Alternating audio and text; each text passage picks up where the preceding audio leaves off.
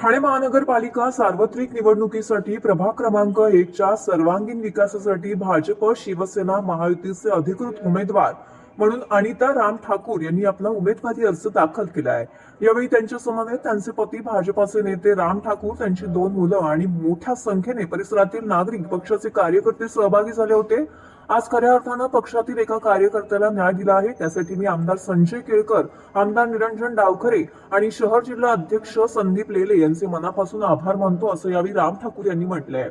त्यांनी दाखवलेल्या विश्वासाला मी कुठेही तडा जाऊ देणार नाही, अशी माहिती यावेळी राम ठाकूर यांनी दिली आहे। अशा प्रकारे मोठ्या प्रकारे शक्ती प्रदर्शन करीत अनिता राम ठाकूर यांनी भाजप शिवसेना महायुतीतून आपला उमेदवारी अर्ज दाखल केला आहे। बघा, गेले कित्येक वर्षापासून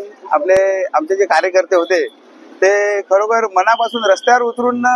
दिवसभर काम करायचे, परंतु आता पक्षाने बघितलंय की घोडबंदर रोडवरती प्रभाग क्रमांक 1 मधले जे कार्यकर्ते आहेत ते खूप वर्षापासून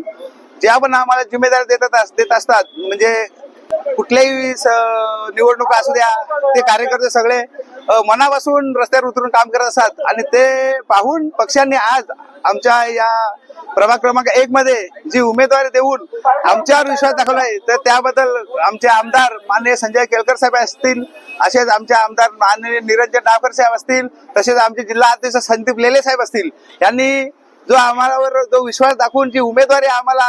अनिता राम ठाकूर म्हणजे आम्हाला दिलेली आहे, त्याबद्दल पक्षाचं काम आम्ही पुढे वाढवत जाऊ। कामं तर खूप बाकी आहेत अशी, कामं काय नेहमी वाढतच असतात, काम काही कमी होत हे नाही, तर पक्षाचं काम आता जे आहेत ते आम्ही पुढे आता आम्ही युतीमध्ये आम्ही ते करणार कामं।